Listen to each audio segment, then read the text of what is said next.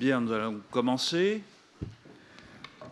Alors, lorsqu'on s'intéresse à la question de l'individu, d'individualisation, d'individuation, d'individualisme, il est difficile de ne pas penser à l'Extrême-Orient, qui, pendant longtemps, a été considéré comme une sorte d'altérité maximale par rapport à l'Europe. Et c'est tout particulièrement le cas du Japon, qui est resté plus isolé peut-être encore des courants d'échange entre l'Extrême-Orient et l'Europe, pendant plus longtemps en tout cas que la Chine. Et il était d'une certaine façon entendu qu'au Japon, l'individualisme était une notion qui n'avait guère de sens. Terminologiquement même, si mes souvenirs sont bons, individu et société sont des concepts pour lesquels il a fallu créer des néologismes, comme pour beaucoup d'autres concepts comme nature, par exemple. Et les débuts peut-être d'une prise de conscience de ce que les choses étaient un peu plus compliquées, c'est effectivement l'étude de la littérature japonaise, et notamment de la littérature qui s'est développée à partir de l'époque Meiji. Et c'est pour ça que j'ai demandé à Emmanuel Lauserand de bien vouloir nous parler de l'individualisme japonais, mais pas en général, mais de l'individualisme japonais tel qu'il peut s'exprimer à travers la littérature. Alors l'une des nombreuses raisons pour lesquelles je lui ai demandé, c'est ce livre que j'avais évoqué dans la première séance du séminaire, dont il est l'éditeur scientifique. Drôle d'individu de la singularité individuelle, c'est le sous-titre de la singularité individuelle dans le reste du monde. Le livre, non seulement pour lequel il a contribué une très intéressante et vraiment très complète préface, introduction, et puis dans lequel il a écrit un article sur précisément la conception de l'individu chez différents auteurs disons, de la période moderne, des romanciers pour l'essentiel. Et aujourd'hui, il va nous parler de l'un d'entre eux, Natsume Soseki, si j'ai bien prononcé comme ça, Soseki, qui est un romancier très connu évidemment, mais qui en outre a écrit un essai sur l'individualisme, un essai philosophique qui est une conférence, et donc c'est quelqu'un qui a beaucoup réfléchi sur cette question de l'individualisme telle qu'elle se présente en tout cas dans un contexte culturel japonais. Donc, merci beaucoup d'avoir accepté cette invitation et nous allons vous écouter avec beaucoup de plaisir et de curiosité. Merci beaucoup. Alors, évidemment, j'oublie d'ajouter qu'Emmanuel Lauserand est professeur de langue et de culture japonaise à l'INALCO, ce qu'on appelait jadis les Langzo, depuis quelques années.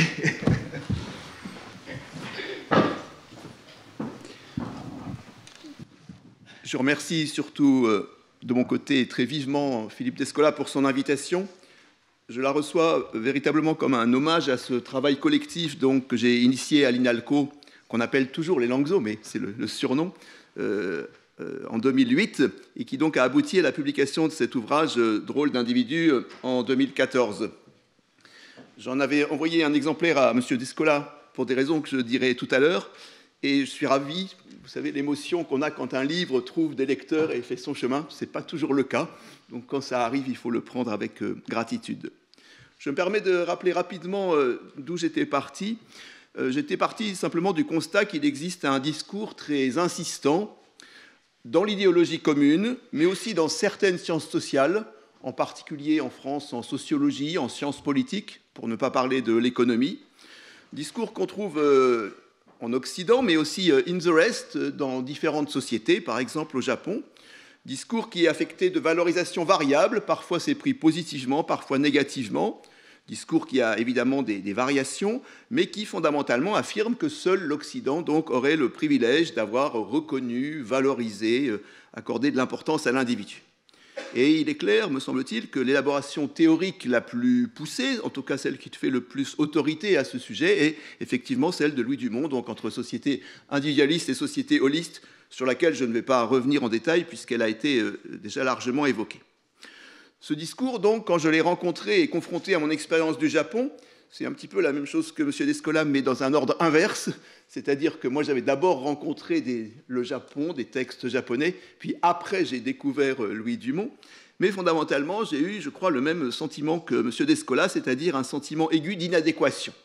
Ce discours me paraissait inexact, pas vrai, empiriquement, tout simplement parce que j'étudiais fondamentalement des biographies, des autobiographies de Japonais, d'époques diverses, et que dans ces biographies, je trouvais de l'individualité, parfois même très forte, différente certes de celle promue par l'individualisme occidental, mais par ailleurs, non pas liée au hasard d'individus singuliers, mais enracinée profondément dans des institutions, dans des discours, dans des concepts, dans des valeurs. Ça, c'est vraiment le premier point. Et puis la deuxième chose, c'est qu'en regardant les propositions de Dumont de près, il m'a semblé que théoriquement, quand même, elle présentait plusieurs points qui suscitaient la critique. D'abord, ce que j'appelle le double binarisme. Il y a quelque chose qui me paraissait un peu court à ne reconnaître d'un côté que les sujets empiriques, comme dit Dumont, et puis de l'autre, l'individu à l'occidental. N'y avait-il vraiment aucune autre sorte d'individu? Puis de même, pour les sociétés du monde, n'existait-il vraiment rien à part des sociétés individualistes ou des sociétés holistes? Il y a quelque chose qui me paraissait un petit peu schématique, quelles que soient par ailleurs les subtilités et les raffinements de la pensée de Dumont. Et que par ailleurs, les concepts mêmes qu'utilisait Dumont, par exemple, quand il parle de sujets empiriques de la pensée, de la parole et de la volonté, j'avais du mal à comprendre, parce que comment un sujet de la parole, de la pensée, de la volonté peut-il être seulement empirique? Il est nécessairement institué par des cultures. Et puis peut-être de manière encore plus frappante, la notion même de holisme, que Dumont définit comme un ensemble social de représentations qui valorise la totalité sociale et néglige ou subordonne l'individu humain, ne me paraissait pas si simple, parce que cette totalité sociale, qu'est-ce que c'est? Existe-t-elle vraiment? Est-elle vraiment nommée? Philippe Descola, dans la séance inaugurale, disait qu'en 40 années, il avait entendu seulement 2 fois les Hatchoirs dire « nous les Hatchoirs », se penser comme un tout. Et donc, avec mes collègues de l'INALCO, on avait vite constaté que ce n'était pas du tout si simple, ce concept de totalité sociale, et que par ailleurs, quand Dumont dit que c'est des représentations qui négligent ou subordonnent l'individu humain, ce n'est pas la même chose de négliger ou de subordonner, parce que subordonner peut supposer aussi une reconnaissance de cet individu auquel on attribue un certain rôle. Donc moi, il me semblait qu'il y avait un glissement entre une évidence qui est que beaucoup de sociétés du monde pensent les individus en relation, et puis la notion de totalité sociale qui me paraissait être quelque chose d'autre. Donc, comme ça a déjà été dit par des participants à ce séminaire, il me semblait que si l'individualisme est à certains égards une vue de l'esprit, le holisme l'était aussi. Je passerai vite sur un autre point qui me semblait que, par ailleurs, cette dichotomie était tout aussi marquée par l'histoire intellectuelle de l'Occident que par une observation concrète des sociétés du monde. Pour le dire vite et sans nuance, et je ne parle pas que de Dumont, il me semble que c'est un mode de pensée qui vient fondamentalement de ce que j'appelle le schéma contre-révolutionnaire, c'est-à-dire de la révolte des Burke, des Demestre, des Bonald, contre ce qu'ils percevaient comme le triomphe de l'individu avec les Lumières et avec la Révolution, et c'est ce qui les amenait à concevoir un tout social. Je crois que c'est Bonald qui a mis en valeur la notion de société, et que par ailleurs, donc, ces discours étaient en résonance, quand on pense aux relations avec les autres peuples, avec des discours sur la tradition, sur l'imitation, sur le despotisme asiatique, dont à certains égards l'idée de holisme est une variante, me semble-t-il, sans compter même tous les développements de la pensée racialiste qui nie très systématiquement l'individu en dehors de la race blanche. Et puis, dernière chose évidente, mais que ce mode de pensée était quand même aussi fondamentalement lié à des rapports de domination, à des rapports coloniaux. Et je me permets juste, parce que c'est un personnage méconnu que j'aime beaucoup, de rappeler qu'Abraham Hyacinthe Anquetil Duperron, le premier indianiste de terrain qui allait en Inde et a appris les langues de l'Inde, avait réfuté les théories de Montesquieu dans cet ouvrage de 1778 qui s'appelle « La législation orientale » et avait dès ce texte dit que c'était bien pratique pour nous de penser que ces peuples étaient soumis au despotisme. En tout cas, donc, ce genre de considération m'avait donné envie de voir ce qu'il en était de l'individu in the rest, et j'avais envoyé un mail à mes collègues de l'INALCO qui avait suscité quelque chose qui m'avait beaucoup surpris, véritablement une révolte. Une révolte personnelle d'abord, mais aussi épistémologique, morale, politique. Tout le monde venait en me disant « mais oui, il y a de l'individu chez nous ». C'était vraiment stupéfiant et au départ, je pensais faire un petit séminaire pour nos étudiants de master et ça s'est transformé en journée d'études et en ce livre, il y avait véritablement un sujet. Par rapport à cela que j'ai rappelé rapidement, je voudrais ajouter deux choses. Qu'en était-il de l'anthropologie? Vous devinez, j'ai lu un petit peu tous azimuts et en anthropologie, je n'ai pas trouvé grand-chose. C'est surtout la sociologie ou les sciences politiques qui tenaient ces discours. Alors l'anthropologie était souvent alléguée par les sociologues pour leur schéma donc, de passage de la communauté ancienne à l'individualisme moderne, donc alléguée pour certains auteurs. Et puis, comme Philippe Descola le rappelait à un des séminaires précédents, il est vrai que l'anthropologie s'est beaucoup intéressée à ce que Philippe Descola appelle l'individu moyen. J'avais trouvé ça d'une autre manière dans le livre de Benoît de l'Estoile qui s'appelle « Le goût des autres », consacré au musée ethnographique, où il expliquait que l'anthropologie a longtemps privilégié le type par rapport à l'individu. Il y a une photo qui m'avait beaucoup marqué, des vitrines qu'il y avait au musée de l'Homme jusqu'au début des années 2000, qui présentaient la femme arabe, la femme juive. Et donc on avait la coiffure, les colliers, puis il n'y avait personne derrière. Et le livre de M. de l'Estoile est très intéressant parce qu'il montre comment des musées ethnographiques maintenant donnent place justement à des individus singuliers et à leur discours. J'avais néanmoins remarqué que certains anthropologues, à commencer par Malinowski, mais aussi Philippe Descola, Anne-Christine Taylor, Gérard Lanclus, de temps en temps faisaient des petites remarques disant qu'ils n'étaient pas complètement d'accord avec Dumont, mais ce n'était pas théorisé. Et c'est une petite note de bas de page de Philippe Descola dans Les Lances du Crépuscule qui m'avait dit « Tiens, on va lui envoyer le livre, peut-être qu'il trouvera un écho ». Juste pour quand même ne pas dire qu'il n'y a rien eu en anthropologie, je cite deux textes qui m'ont frappé. Ce livre d'hommage à Éric de Dampierre qui a ce beau titre de Singularité, qui me semble-t-il n'a pas eu la célébrité qu'il mérite. C'est un texte qui est passé un peu inconnu. Et puis plus récemment, ce numéro spécial de la revue Terrain, que je trouve remarquable, dirigé par Gérard Lanclus. La deuxième chose que je voudrais signaler, c'est qu'il me semble qu'on est à un moment où quand même la réflexion est en train d'évoluer sur cette question. C'est assez frappant chez les historiens. Pour vous donner un exemple, un médiéviste qui s'appelle Jean-Claude Schmitt a écrit dans le dictionnaire de l'historien un article individu où il écrit ceci.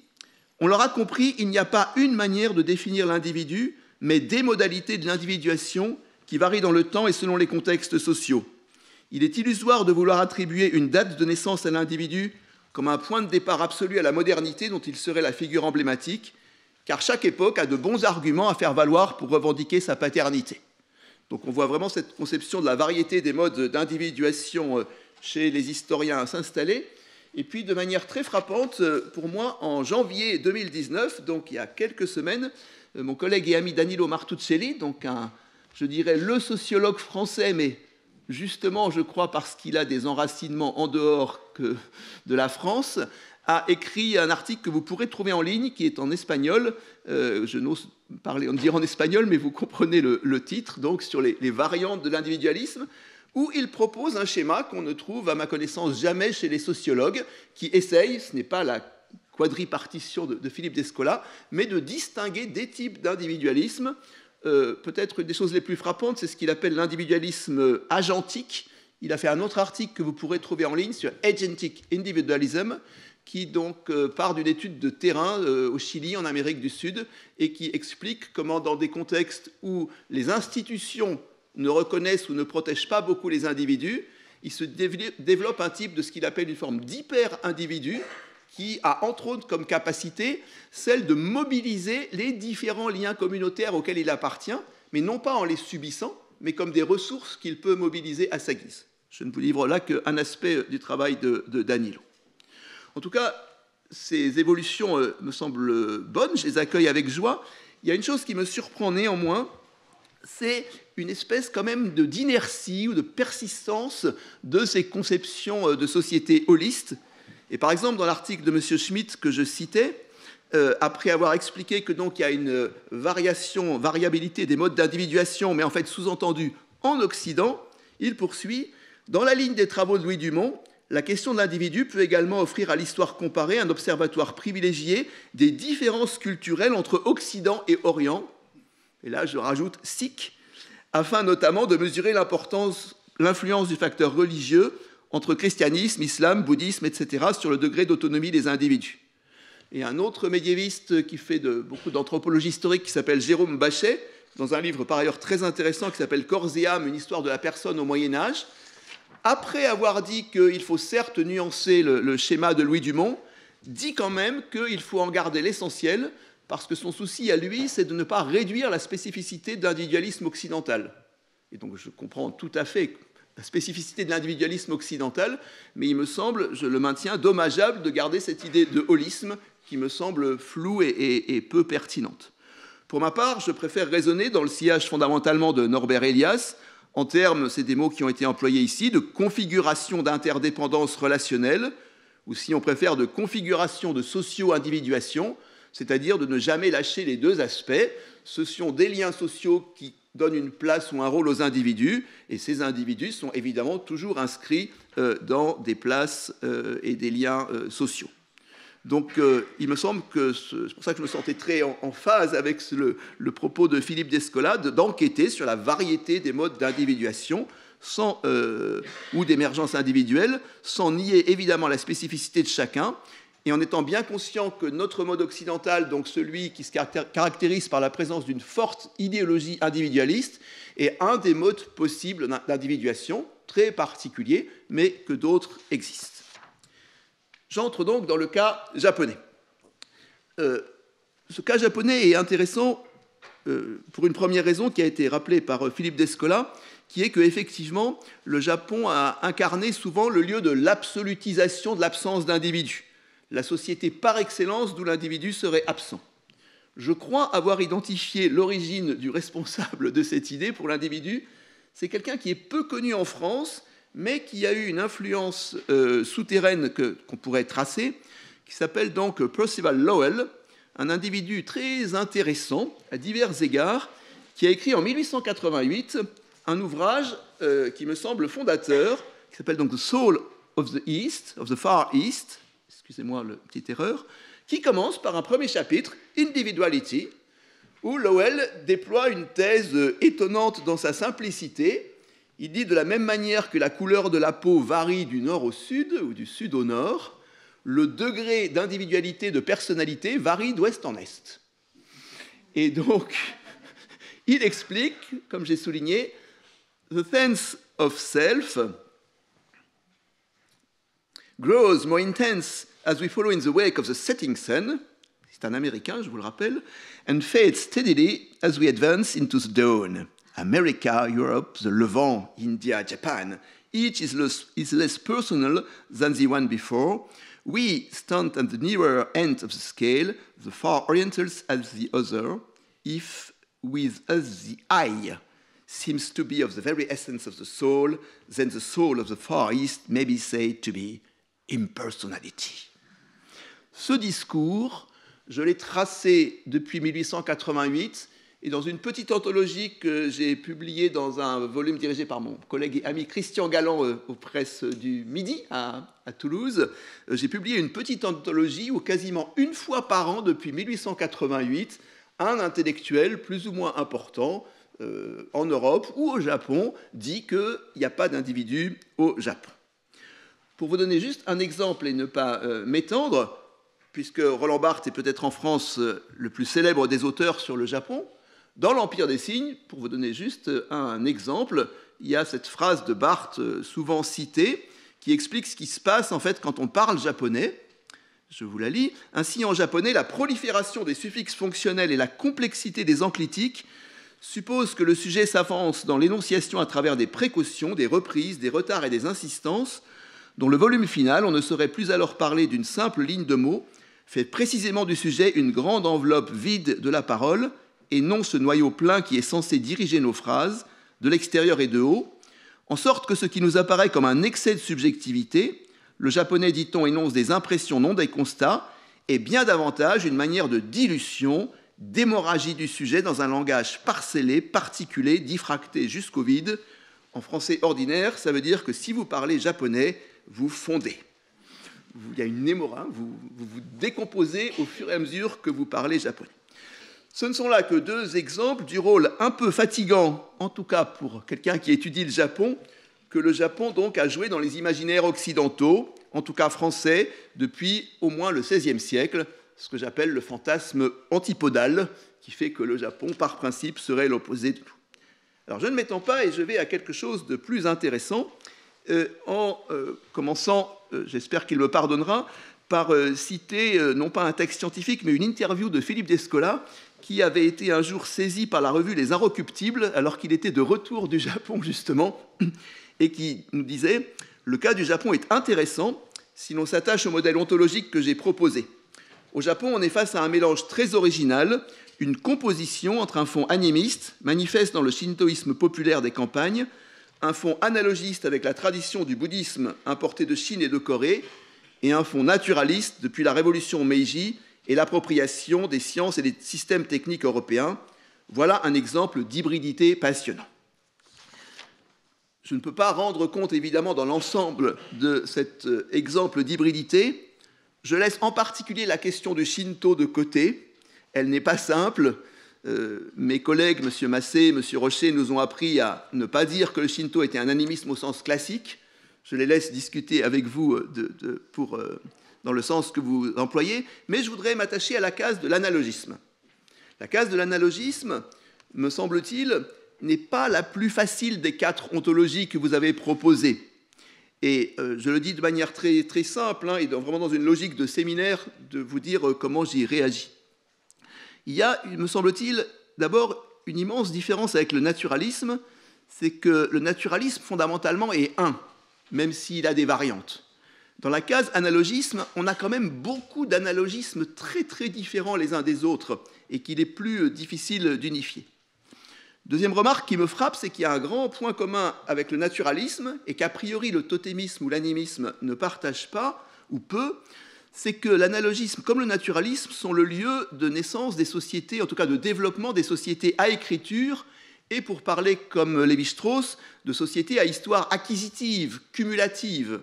C'est-à-dire qu'on se trouve face à des sociétés très grandes, très complexes dans leur organisation, avec des couches sociales très différenciées, la production donc de tout un tas d'idéologies variées, différentes, des conflits, des rapports de force entre classes. Bref, on est face à des ensembles culturels, sociaux, civilisationnels qu'il est très difficile de caractériser et de saisir d'un geste. Et puis la chose aussi qui me frappe, c'est le rapport étrange et particulier entre analogisme et naturalisme, puisqu'il y a une particularité du naturalisme, c'est qu'il est issu de l'analogisme. Dans vos 4 ontologies, 3 sont, si je puis dire, natives, en tout cas supposait-elle. Le naturalisme a la particularité d'être issu d'une autre, et de l'analogisme a priori, puisque c'était celui qui était donc en Europe jusqu'à la Renaissance. Et alors, si on se place du côté des analogismes que je connais un petit peu du côté des civilisations orientales, on voit aussi qu'elles nouent avec le naturalisme des liens assez,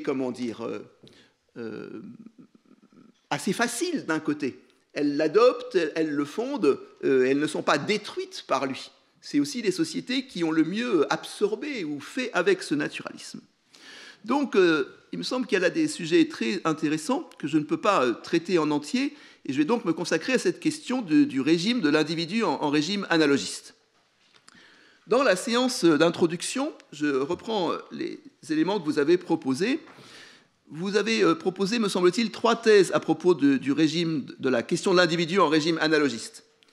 La première, c'est que les individus sont difficiles à cerner. Encore plus, avez-vous dit, que dans le totémisme. Ils sont réfractés, divisés, disséminés. Il faut les détecter, les débusquer dans des supports imprévus. Ils seraient difficiles à trouver. En même temps, vous avez un peu nuancé ce point de vue en disant que l'humain, malgré tout, l'homme, y occupe une place particulière, qu'il est moins indécis que les autres individus, en particulier donc parce qu'il proposerait ce que vous avez appelé, j'aime bien l'expression, un gabarit, au sens pour mesurer des choses, un prototype interprétatif. Et puis, il y a une troisième idée que vous avez développée, qui est que pour donc, la difficulté de l'analogisme et la difficulté donc, à amalgamer les singularités, partant de la grande discontinuité, et vous avez expliqué qu'il existait des dispositifs de classement très, très sophistiqués souvent, mais vous avez ajouté que souvent c'était insuffisant et que la plupart du temps, vous avez dit la plupart du temps, ça m'a frappé, pas toujours, mais comme une tendance, on pouvait trouver donc une sorte de tendance à ce qu'émerge une instance qui dépasse ces systèmes de classement, qui les transcende et qui donc en fait leur donne une stabilité. Et vous avez parlé d'hypostase, donc de quelque chose qui en fait durcirait à un endroit cette mobilité générale des choses, et vous en avez donné plusieurs exemples. Je ne suis évidemment pas du tout un spécialiste de toutes ces questions, mais je vous dis de mon point de vue comment j'y réagis. Elles m'intéressent, me troublent et m'interpellent sur plusieurs points. J'ai d'abord un accord fondamental avec ce que vous proposez, qui est que, évidemment, l'individu est moins consistant en régime analogique que dans le régime naturaliste. Il va être, me semble-t-il, effectivement toujours dans la relation, dans la composition d'éléments variés, dans aussi l'évolution. Je voudrais néanmoins ajouter quelque chose, et qui est peut-être une piste à développer, ou peut-être l'avez-vous développé et je n'y ai pas été attentif, c'est ce que ces différentes ontologies impliquent en termes de conception du langage. Il me semble, d'après ce que je connais un petit peu du bouddhisme ou de la pensée chinoise, qu'il y a, en tout cas certaines dimensions du bouddhisme ou de la pensée chinoise ancienne, une forme de méfiance radicale à l'égard des pouvoirs fixateurs du langage. Mes collègues bouddhisants rappellent volontiers que le bouddhisme est intentionnel. Aux gens qui voudraient figer quelque chose, dire par exemple « le moi n'existe pas », ils répondent immédiatement « mais bien sûr qu'il existe ». Donc il y a une espèce de jeu du langage qui tout le temps met en doute toute tentation pour figer les choses. Et du point de vue de la pensée chinoise, il y a un très bel article de Jacques Gernet qui parle de la dimension combinatoire à la fois de la langue et du coup de la pensée chinoise ancienne, qui fait que ce qui intéresse, c'est justement de mettre en place des combinaisons de choses, combinaisons qui ont leur propre mobilité. Je suis frappé aussi, je voudrais encore mettre en valeur ce point d'une autre manière, c'est que j'ai lu plusieurs fois des textes de penseurs chinois, japonais, voire indiens, qui disent que la chose la plus insupportable dans l'Occident, c'est justement l'espèce de violence conceptuelle qui vient avec l'Occident, la volonté de vouloir figer, mettre dans des cases, et donc de nier la mobilité, le caractère, toujours en fait fuyant du réel. Et donc de ce point de vue-là, même si je comprends très bien que dans certains cas, on voit effectivement ce mouvement vers une instance qui dépasse et ce risque d'hypostase, il me semble qu'il faudrait aussi souligner une autre dimension de la pensée analogique, qui est justement l'inverse, qui est aussi une forme de résistance à toutes les hypostases. Et il faudrait peut-être rééquilibrer un peu le schéma que vous proposez, me semble-t-il, en toute modestie, en étant attentif à cette autre dimension. En tout cas, pour revenir à la question de l'individu et des individus humains, si je puis dire, il me semble qu'il faut faire attention à ne pas glisser sur l'idée que l'analogisme déboucherait justement sur le holisme, que c'est là qu'à cause de ces tentations d'avoir des instances qui transcendent et de les incarner donc dans des totalités sociales, ça serait le lieu idéal pour que là existent ou persistent des systèmes holistes. Et moi, ce qui me frappe, au contraire, je vais en donner deux exemples, c'est que dans l'analogisme, l'individu est peut-être beaucoup plus consistant et beaucoup plus pris en compte qu'on ne pourrait croire. Je voudrais en donner deux exemples. Le premier en m'arrêtant sur certains aspects de la pensée chinoise ancienne, qui, vous le savez, a été importée au Japon, où elle a été une référence constante. Je m'appuie sur une analyse que Han Cheng a faite dans un cours au Collège de France sur la grande étude. Vous le trouverez en ligne dans les résumés de son cours de 2015-2016. Han Cheng rappelle que dans la pensée chinoise ancienne, il y a une conception du monde fondamentalement à 4 niveaux. Il y a donc le monde dans son ensemble, le pays, la famille et ce qu'on peut appeler l'individu ou la personne. Et elle explique que les 3 niveaux monde, pays, famille prennent ultimement racine dans la personne du père ou du souverain, et elle donne, à titre d'exemple, un passage très célèbre de la grande étude que, ajoute-t-elle, tous les lettrés confucéens connaissaient par cœur. Et donc, elle explique que dans l'Antiquité chinoise, pour ordonner le monde, il fallait ordonner son pays, pour ordonner son pays, il fallait ordonner sa maison, et pour ordonner sa maison, il fallait commencer par se perfectionner soi-même. Et du coup, pris dans l'autre ordre, c'est le texte que je cite ici, c'est en se perfectionnant soi-même qu'on règle sa maison, c'est en réglant sa maison qu'on ordonne son pays, et c'est lorsque les pays sont ordonnés que la grande paix s'accomplit par tout l'univers. Et le texte poursuit en disant, pour le Fils du ciel, donc l'empereur, comme pour l'homme ordinaire, l'essentiel consiste à se perfectionner soi-même. Autrement dit, dans les 4 niveaux que propose la grande étude, celui que j'ai mis en bas pourrait très bien être en haut. Il reconnaît à ce niveau, donc, pour que vous ne subissiez pas mon chinois, qu'en japonais on peut nommer mi ou shin, un niveau qui est de l'ordre de l'individu et de la personne, qui est tout à fait fondamental. J'ajoute, et bien que les explications sur les étymologiques sur les caractères valent ce qu'elles valent, que ce caractère est un très beau caractère. C'est un pictogramme qui fondamentalement désigne une femme enceinte. Et du coup, ça fait une conception de l'individu qui me plaît beaucoup, parce qu'elle reconnaît évidemment la transmission des générations. On n'est pas en face d'individus qui naissent d'eux-mêmes, ils savent d'où ils viennent, et que d'autre part, évidemment, la dimension à la fois corporelle et il n'y a pas de dualisme pour dire les choses simplement. Et donc, Han Cheng précise que fondamentalement, selon la conception de la grande étude, il y a donc une conception graduelle, diffusionniste, si je puis dire, du point de vue social, du travail que fait l'individu sur lui-même, qui, par cercle concentrique, progressivement, de manière continue, va faire que le travail moral sur soi-même, ce que certains cynisants appellent la culture de soi, va petit à petit, en vague comme ça, progressive, s'étendre à la famille, au pays, et puis après, du coup, à l'ensemble du monde. Et du coup, c'est pour insister sur le fait que dans la culture chinoise, mais du coup, dans une part de la culture japonaise aussi, une notion absolument fondamentale est cette notion de culture de soi, de culture morale personnelle, car comme le rappelle Han Cheng, dans ce qu'on peut appeler rapidement le confucianisme, au commencement, il y a l'apprendre.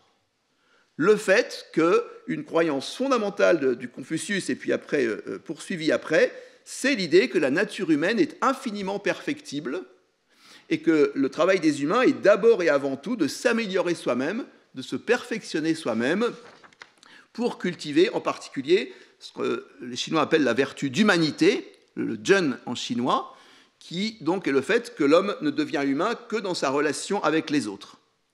Donc il y a quelque chose là qui me paraît très fondamental. Il y a des belles études à ce sujet de mes collègues Romain Graziani ou Stéphane Feuillas sur la culture de soi dans la Chine ancienne.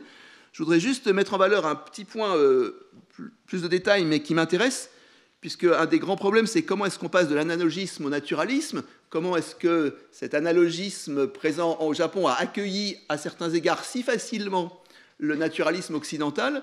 Et juste pour vous donner un exemple, donc cette culture de soi, elle se dit en japonais shu shin, donc ce mot shin dont je parlais tout à l'heure, c'est ce même mot qui va être repris quand les Japonais vont essayer de traduire dans leur langue la notion de réussite individuelle, l'éloge de l'entrepreneur, l'éloge du self-made man, en créant l'expression donc rishin shusei. Donc là, il ne s'agit plus de cultiver son shin, mais de l'ériger, de le mettre debout. Et donc, évidemment, il y a un changement de perspective, mais il y a un appui sur une catégorie qui était disponible et qui est réinterprétée autrement. Je passe plus vite sur le bouddhisme, mais puisque Philippe Descola y faisait allusion dans l'entretien à la revue dont je parlais, je ne suis pas capable de discuter bien, il faudrait demander à Jean-Noël Robert ou à d'autres collègues si le bouddhisme est vraiment un analogisme. En revanche, ce qui est frappant, c'est l'importance de la dimension individuelle dans le bouddhisme. Je voudrais vous rappeler que vous savez que dans le bouddhisme, il y a une instabilité de l'être humain, puisque évidemment, il se réincarne, il va suivre plusieurs voies, sauf que, et ça a souvent été fait remarquer, le karma est toujours individuel. S'il y a une chose qui subsiste dans la suite des réincarnations, c'est l'individualité de l'être. Et donc on pourrait croire qu'on se dissout et puis que les choses sont recomposées autrement. Eh bien, pas du tout. Et du coup, comme l'explique très bien notre collègue Bernard Faure, qui est le professeur de religion japonaise à l'université de Columbia, dans un petit livre qu'il a fait sur les idées reçues liées au bouddhisme, il dénonce l'idée que le bouddhisme récuserait l'existence du moi. Il explique, hein, on a beau affirmer que le moi est en dernière analyse vide, au niveau de la croyance et des pratiques quotidiennes, il n'en est pas moins réel. D'ailleurs, dit Bernard Faure, il fallait bien garder une parcelle de réalité au moi si l'on voulait préserver la notion de rétribution des actes ou karma, sur laquelle reposait toute la morale bouddhique. Car si personne n'est là pour payer les pots cassés, comment dissuaderait-on quiconque de les casser? Les notions de moi et de personne restèrent donc en vigueur sur le plan de la vérité conventionnelle, même si on les niait en principe sur le plan de la vérité ultime. En plaçant, comme il le fait, l'accent sur les questions de responsabilité éthique, le premier bouddhisme privilégiait plutôt l'individualité du pratiquant, car la notion même de responsabilité implique un sujet responsable de ses actes. Le moi est entre autres choses une fiction juridique, mais c'est une fiction nécessaire pour la vie en société. Toute la discipline bouddhique fondée sur la confession et le repentir peut se concevoir comme un dispositif culpabilisant, donc individualisant. Ça parle pour soi-même, je n'en dis pas plus, sauf qu'un point me paraît aussi très intéressant, c'est la séparation entre la vérité conventionnelle et la vérité ultime. À propos de ces sociétés analogiques, il faut se méfier. C'est un des reproches qui a été fait à Louis Dumont, qui est de ne parler que de l'idéologie des classes supérieures et de ne pas prendre en compte l'idéologie des autres classes. C'est un reproche qui a été fait aussi à François Julien quand il analyse uniquement les discours sur le confucianisme et que, par exemple, il ne prend pas en compte les romans populaires d'autres choses. C'est des sociétés où il y a plusieurs types d'idéologies de morale qui se confrontent, s'affrontent et qui disent parfois des choses diamétralement opposées à certains égards. Ce détour était un petit peu long, mais c'était en même temps ma contribution au séminaire en réagissant aux propositions de Philippe Descola. Et donc, j'en viens à mon sujet annoncé, qui est de vous parler plus particulièrement donc, de Natsume Soseki, un écrivain japonais moderne, donc, dont les dates, vous voyez, 1867-1916, le font vivre à la fin du XIXe siècle, au début du XXe siècle, et donc fondamentalement dans ce qu'on appelle l'ère Meiji. Écrivain japonais moderne, ça signifie avant tout vivre dans une époque de déstabilisation, dans un monde perturbé par l'agression occidentale, un monde impur, un monde plein de jeux de regard. On est vu, on est regardé, on se regarde, on se montre en se sachant vu et regardé, on traduit. C'est donc une époque où rien n'est absolument très clair, si je puis dire, où les choses sont très ambivalentes. S'intéresser à une période comme ça et parler depuis cette période a un avantage, c'est que ça évite d'être dans cette espèce de cercle vicieux qui consiste à projeter nos concepts sur les autres sociétés et du coup qui fait que toujours les autres sociétés, comme elles n'ont pas inventé nos concepts, sont toujours un petit peu décalées ou insatisfaisantes. Et donc j'ai choisi justement de parler de la manière dont les Japonais réagissaient à nos concepts. Comment eux, à travers Soseki, prenaient cette notion d'individu, comment ils la traduisaient et ce qu'elle pouvait signifier pour eux. Quelques mots d'abord sur les termes, Philippe Descola y a fait allusion, utilisés en japonais. Vous avez raison, les Japonais ont éprouvé le besoin d'inventer un mot pour traduire individu en japonais. Il y a un mot en japonais pour dire humain, ils auraient pu le prendre, mais non, ils ont senti qu'il y avait quelque chose de particulier, et donc ils ont inventé un mot. Certains disent, s'ils ont inventé un mot, c'est bien la preuve qu'ils n'avaient pas d'individu chez eux. Je voudrais juste dire qu'ils ont aussi inventé un mot pour société, ce qui veut dire qu'ils n'avaient pas non plus de société chez eux. Et il faut toujours être très prudent parce que le mot qui a été inventé pour société, en japonais shakai, ça veut littéralement dire se rencontrer dans un sanctuaire shinto. Et là, certains pourraient dire, ça prouve bien la religiosité fondamentale des Japonais. Sauf qu'à mon avis, ce n'est pas du tout ça. C'est que le sanctuaire shinto dans sa cour est peut-être l'endroit où des gens de nature très différente peuvent se croiser. Et c'est de ce point de vue-là qu'il y a peut-être une société au sens abstrait du terme. Parce que sinon, dans les autres espaces sociaux, c'est des gens qui... Ce n'est pas la société. Vous savez, la société française, on ne l'a jamais vue, quoi. Il y a des gens qui sont ici au Collège de France, et c'est un mot très abstrait aussi. Alors, pour le mot individu lui-même, il y a eu plusieurs tentatives, mais c'est dans les années 1870 que les choses se dessinent, et fondamentalement, la logique qui l'emporte, c'est celle de l'individu dénombrable. Le mot kojin, en japonais, pour dire individu, vient au départ de ikko no hito, c'est-à-dire avec un spécifique numéral pour compter des choses séparées les unes des autres. Donc ikko no hito, au départ, c'est l'homme en tant qu'il est un, dans un ensemble où il y en aurait d'autres. Et après, le mot se condense en ikkojin, et qui bascule de manière un petit peu étrange, comme j'ai essayé de le schématiser, et où brusquement on oublie le 1 et on fait apparaître simplement le cosine, hein, qui est donc l'individu en fait en tant qu'il est comptable, compté. Mais sauf qu'on l'oublie et que cosine devient donc dans ce que j'appelle un espace de traductibilité, une espèce d'équivalent implicite et évident pour beaucoup de gens des termes occidentaux qui désignent l'individu. Ça, c'est le premier point. Le deuxième point, c'est que donc, je vais vous parler d'un écrivain. Vous le devinez, j'ai beaucoup de mal à voir la culture japonaise d'en haut, de manière globale. Et par ailleurs, je pense, par ailleurs, je suis un littéraire, mais je pense aussi très important pour réfléchir à ces questions d'individuation, d'individu, d'individualité, d'individualisme, de se mettre à l'écoute des individus singuliers. Ça ne suffit pas, mais je crois qu'on ne le fait pas assez.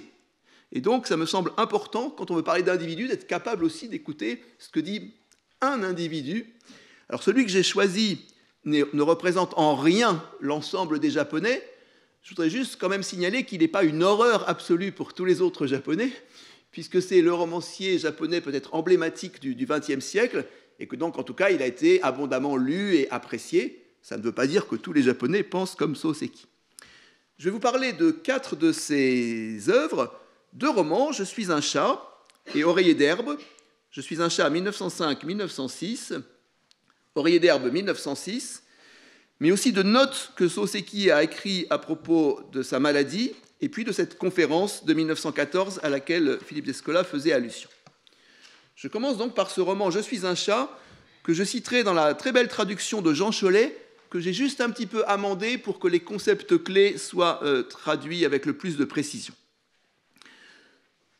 Cet ouvrage est fondamentalement constitué des bavardages, souvent oiseux, d'un professeur, le professeur Kushami, avec des amis. Et le passage qui concerne les notions d'individu, d'individualité, trouve place à la fin du roman. Il a été publié en 1906, au moment où le Japon sortait de la guerre russo-japonaise. Et Kushami et ses amis y évoquent ce 19e siècle, disent-ils, où l'individualité, Kosei, s'est développée. Et la discussion commence à partir d'une remarque d'un des convives qui dit « Les gens du XXe siècle ont tous peu ou prou tendance à l'espionnage. » Et c'est là où Kushami embraye et dit « Je vais lire pas mal de textes pour vous mettre dans le bain de Soseki. J'ai beaucoup réfléchi à cette question. Selon moi, la tendance à l'espionnage de nos contemporains vient essentiellement d'une trop forte conscience de l'individu. Ce que j'appelle conscience est le fait que nous connaissons trop l'existence d'un fossé inaliénable entre les intérêts du moi et ceux des autres. Un certain Henley a critiqué Stevenson en disant que chaque fois que ce dernier entrait dans une pièce où se trouvait un miroir, il n'avait de cesse qu'il ne s'y regarde à chaque fois qu'il passait devant lui. Il ne pouvait pas s'oublier un seul instant. C'est exactement la situation de nos jours. On ne pense qu'à soi-même, qu'on soit couché ou debout, ou qu'on aille, on bute sur soi-même. Les actes et les paroles des hommes sont ainsi devenus artificiels, tatillons, étroits. Le monde en est devenu d'autant plus difficile à vivre. Le calme et la sérénité ne sont plus que des mots vidés de sens. De ce point de vue, les gens d'aujourd'hui ont un tempérament de détective ou d'espion, de voleur. De nos jours, tout le monde passe son temps à chercher son intérêt personnel tout en évitant ce qui est à son détriment.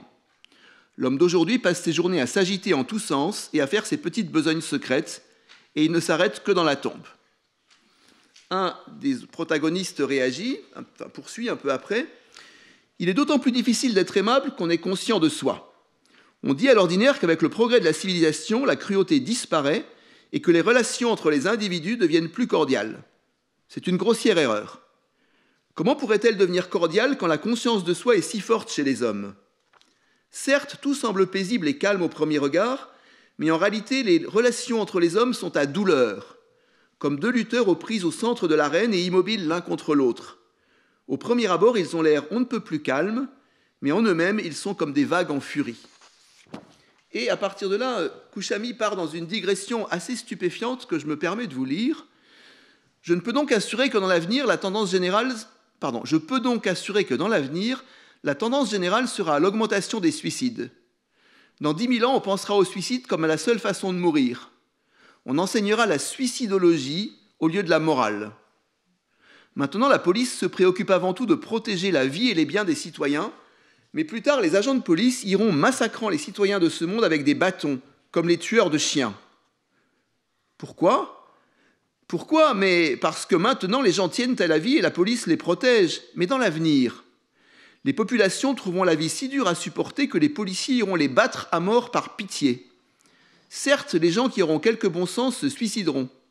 Et ceux à qui les policiers devront casser les reins ne seront que les faibles de volonté, les idiots ou les infirmes, qui seront incapables de se détruire eux-mêmes.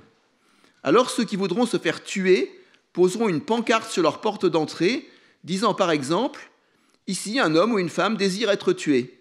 Et un policier viendra dès qu'il le pourra pour exaucer ce désir. Les cadavres seront ramassés dans une charrette que les policiers traîneront derrière eux. La discussion poursuit.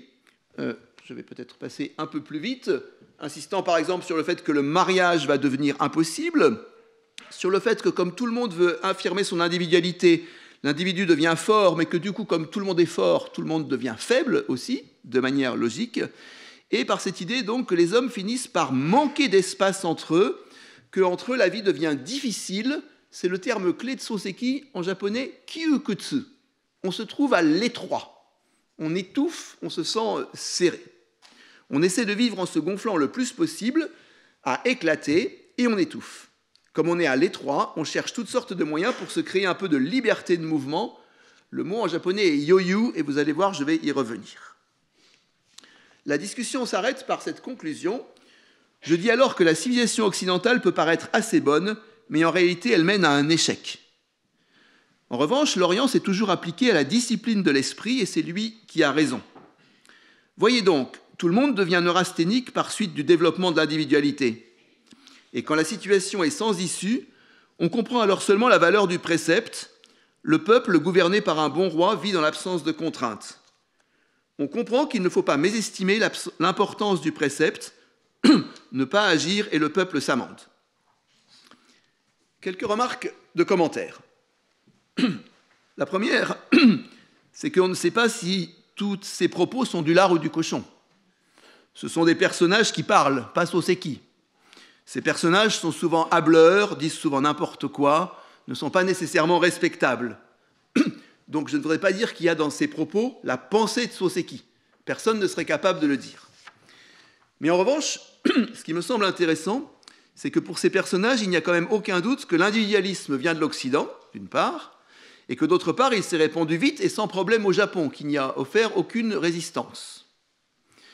Deuxième point évident, c'est que pour ces personnages, cet individualisme est fou. Il porte en lui des contradictions, une sorte de folie, à un degré que vous avez vu. Mais je voudrais insister sur le fait que l'argument central, en dehors de la contradiction inhérente à l'individualisme, est cette question de l'étroitesse du monde. Du fait que dans ce monde de l'individualisme, on étouffe. On manque de place. Et du coup, je voudrais mettre en valeur d'autres valeurs qui sont moins apparentes dans les propos, mais qui existent quand même dans certains des mots que j'ai rapidement soulignés, sur lesquels je voudrais revenir. Et qui, du coup, dessinent en creux d'autres valeurs de l'individu. La première tient au terme de you, que M. Cholet et moi-même, nous avons lamentablement traduit par calme, qui est un mot un petit peu faible. Mais you est une valeur importante dans la Chine ancienne qui passe au Japon et qui, derrière l'idée de calme, porte l'idée d'absence d'agitation, de détente, de tranquillité, de prendre son temps. Une forme d'aisance, mais pas aisance au sens de la richesse, aisance au sens de la facilité, de la fluidité du mouvement.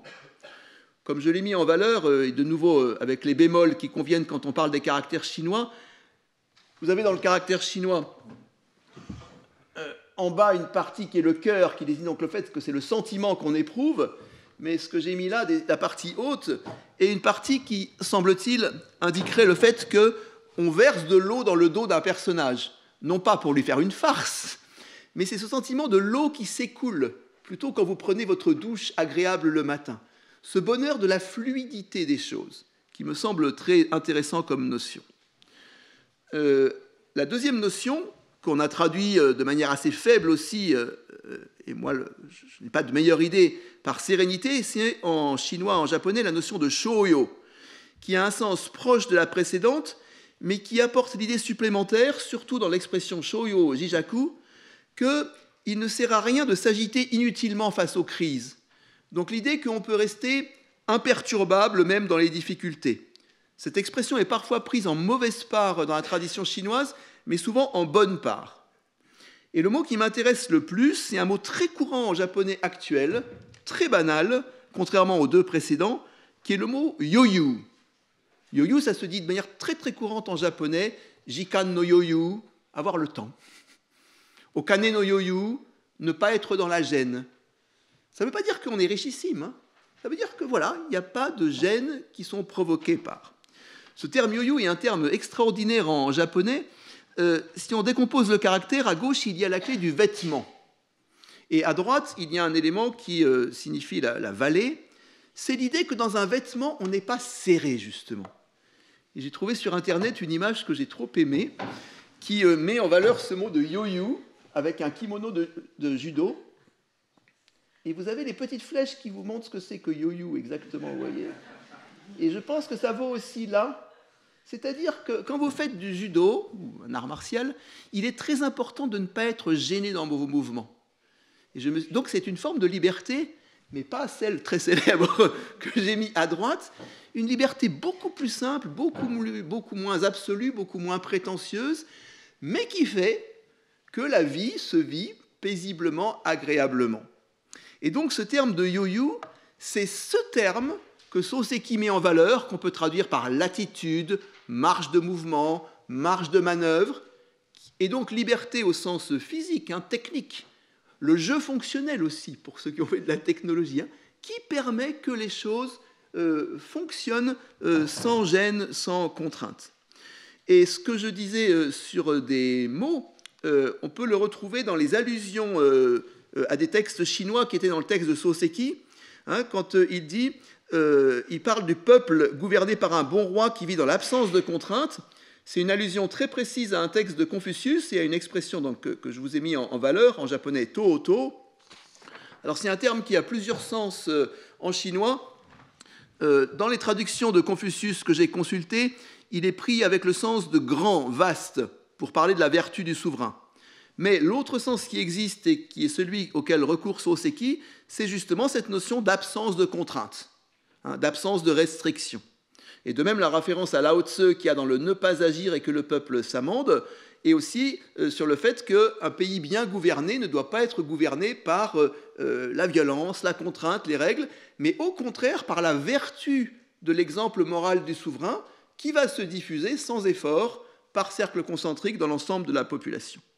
Et c'est là où il y a un lien en fait assez intéressant avec une autre notion que mentionnait Soseki, celle que j'ai mise en bas, qui est la notion de discipline de l'esprit, de pratique personnelle, qui est là, ce n'est pas le mot shushin dont je parlais tout à l'heure à propos de la grande étude commentée par Han Cheng, mais c'est un mot qui n'est pas si loin, même s'il a des connotations bouddhiques plus fortes, qui est le terme de shugyo, dont parlait le héros de Soseki.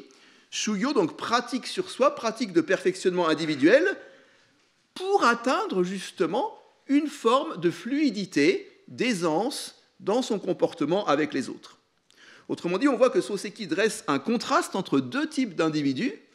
L'individu, en tout cas ces personnages, l'individu venu d'Occident, conscient de lui-même, qui gonfle jusqu'à éclater et qui aboutit donc à un monde étouffant où on se sent à l'étroit, et puis un autre individu, moins affirmatif, mais en même temps tout aussi existant et individuel, qui lui a pour objectif de parvenir à ce que j'appelle cette aisance, cette absence de contrainte, cette autre forme de liberté dont la pierre de touche est la fluidité.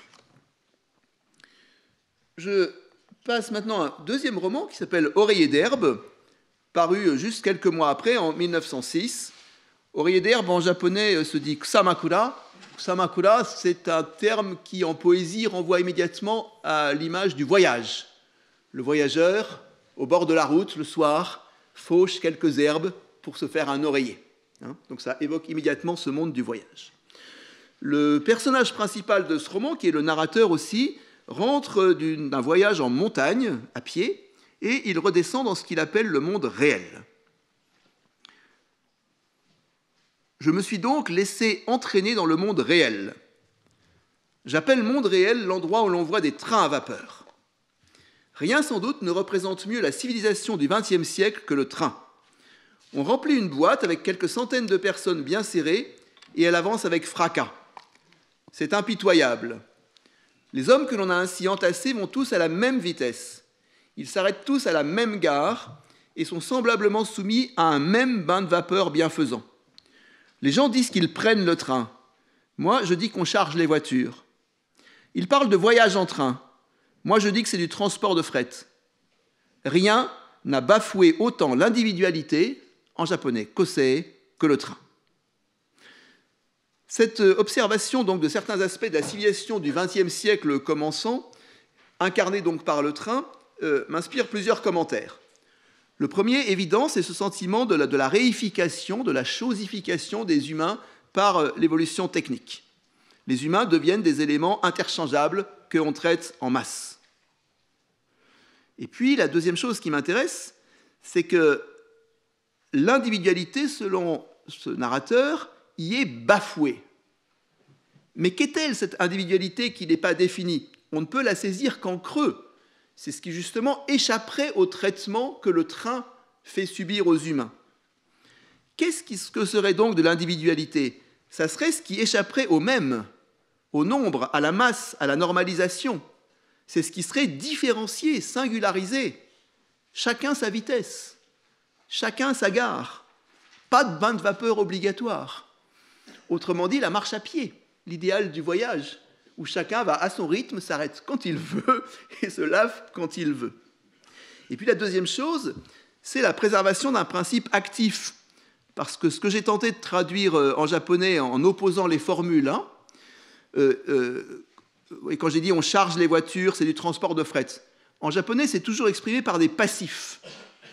Les individus humains subissent les choses, sont traités. Tandis que donc, et ils ont l'illusion d'être actifs, ils ont l'illusion de prendre le train, ils ont l'illusion de faire un voyage. Donc c'est un principe quand même aussi d'activité de l'humain que justement ce XXe siècle semble promouvoir, mais en réalité bafoue. Je poursuis la même citation sans interruption. Le narrateur poursuit. Après avoir épuisé tous les moyens possibles à sa disposition pour favoriser le développement de l'individualité, la civilisation se sert de toutes les méthodes possibles pour tenter de la fouler aux pieds. Donner à chacun une parcelle de quelques arts et le laisser s'y mouvoir à sa guise, qu'il y dorme ou qu'il y veille. Voilà la civilisation d'aujourd'hui. Et dans le même temps, dresser des barrières de fer autour de ces parcelles et menacer leurs occupants à qui l'on interdit de faire un pas au dehors. Voilà encore la civilisation d'aujourd'hui. Or, celui qui est libre de se mouvoir à sa guise dans sa petite parcelle est entraîné par un élan naturel à vouloir faire de même de l'autre côté de la barrière. Les malheureux habitants de ces nations civilisées mordent jour et nuit ces grilles de fer en hurlant comme des bêtes sauvages. La civilisation a donné à l'homme la liberté et elle l'a rendu aussi terrible qu'un tigre. Après cela, elle l'a jeté en cage et préserve ainsi la paix sociale. Mais cette paix n'est pas une paix véritable. Elle ressemble à la paix du jardin zoologique où le tigre dort enfermé en scrutant les visiteurs. Si un seul des barreaux de la cage lâche, alors le monde sera sans dessus-dessous. Une deuxième révolution française éclatera. La révolution individuelle, elle, éclate déjà jour et nuit. Le génie de l'Europe du Nord, Ibsen, nous a donné des exemples précis des conditions dans lesquelles cette révolution peut éclater. Ici, donc, on a une poursuite de ce qu'il y avait dans « Je suis un chat », une réflexion sur les paradoxes de l'affirmation de l'individu dans la civilisation occidentale, naturaliste. Individu donc à la fois encouragé mais brimé, ce qui amène à une situation impossible, absurde.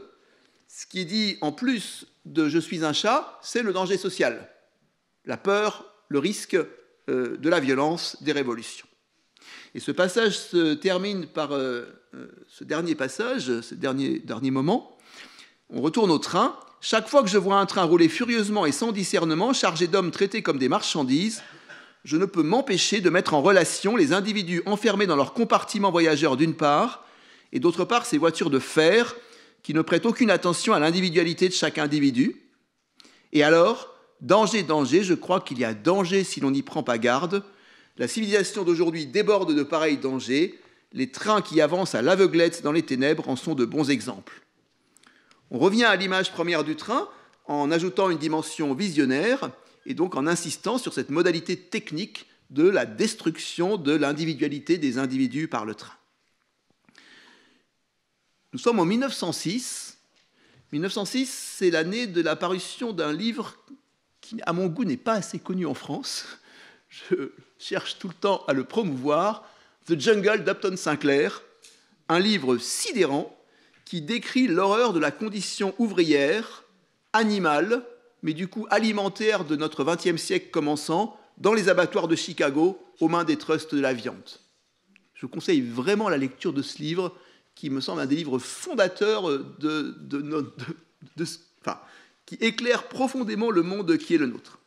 À la même époque, et je ne vais pas m'appesantir, en 1908, Soseki écrit un autre roman qui s'appelle Le Mineur, où vous avez une description stupéfiante de ce que sont les visages des mineurs que rencontre le héros. Vous voyez leur visage, vraiment, à la vue de ces visages-là, je me ratatinais d'effroi. Ces visages-là, ce n'étaient pas des visages ordinaires, pas d'ordinaire visage humain, c'était des visages transformés en purs visages de mineurs. Je ne lis pas la citation en entier, mais ce qui me frappe, c'est que ces descriptions de visages défigurés dans Le Mineur, des transferts de population mécanisés dans Oreiller d'herbe, des massacres collectifs dans Je suis un chat, dans l'imagination d'un romancier du début d'un XXe siècle, dans l'imagination d'un romancier du début du XXe siècle, toutes ces images évoquent, me semble-t-il, évidemment pour nous, à partir de notre expérience historique, quelques-unes des images les plus terribles de l'histoire contemporaine. Et dans deux cas, pour ce qui est des transports mécanisés ou des massacres collectifs, Soseki, en tout cas ses héros ou ses narrateurs, les relient explicitement à l'affirmation de ce Kojin, de cet individu ultra-conscient de lui-même. Mais pour autant, vous n'avez jamais trouvé dans des textes que j'ai lus la nostalgie d'une totalité sociale perdue. On ne parle pas de délitement du lien social ou voyez, d'effondrement d'une référence. Le raisonnement de Soseki vient tout le temps plutôt de l'intérieur de cet étouffement ou de ce paradoxe, de cette contradiction qui vient de l'affirmation individuelle. Il n'y a pas, si vous me permettez, de nostalgie, que je dirais un peu simplement réactionnaire, hein, d'un ordre qui avant aurait été contrôlé par une instance extérieure. Le rapport entre ces deux types d'individus, on le retrouve d'une autre manière dans les notes de maladie qu'a publié Soseki. C'est un des plus beaux textes de Soseki à mon goût, qui s'appelle « Choses dont je me souviens », qu'il a écrit en 1910-1911, en japonais « Omoidasu koto nado », après qu'il a failli mourir d'une hémorragie gastrique. Soseki est donc en convalescence. Et c'est un texte qu'il a écrit alors qu'il était convalescent, dans les semaines, les mois où il essaye de se rétablir. Pour dire les choses de manière synthétique, il se réjouit fondamentalement d'être malade. Pourquoi ? Parce que dans la maladie, il trouve une prise de distance par rapport à ce fameux monde réel, qui est le sien à l'époque où il vit. Ce monde réel qui pour lui est justement kyukutsu, étouffant, invivable parce que trop étroit, ce monde dans lequel on est soumis à des exigences extérieures, des demandes, mais aussi intérieures, le sens de la responsabilité, ce monde qui est dominé par la lutte des égos, l'affirmation incessante du moi, et il reprend l'image des lutteurs de sumo. On a l'impression que c'est calme, mais en fait les gens sont invraisemblablement tendus à l'intérieur. Et il y a une très belle phrase où il dit ce monde où la chair de la civilisation s'atrophie sous le fouet aigu de la société. Le fouet aigu de la société pousse les individus, un peu comme chez Baudelaire, vous savez, il y a sous le fouet du plaisir. Alors là, ce n'est pas le plaisir, mais cette espèce d'injonction à être. Et donc, il est content, en quelque sorte, d'avoir débrayé par rapport à ça, d'être à l'écart. Et du coup, il envisage la maladie, malgré des souffrances qui sont horribles, comme une deuxième demeure, il dit en japonais, daini no ie, une deuxième maison, en quelque sorte des grandes vacances, qui provoquent en lui un effet de fraîcheur, de nouveauté. Et donc il dit que là, avec son épouse, à l'écart, là où il passe sa convalescence, il a trouvé une terre sûre, à l'écart des vents du monde flottant, un endroit où l'air piquant de la lutte pour la vie n'arrive pas directement. Et ce qu'il apprécie le plus, et ce qui fait toute la beauté de ce texte, c'est qu'il y retrouve justement la fluidité des sensations, des rêveries.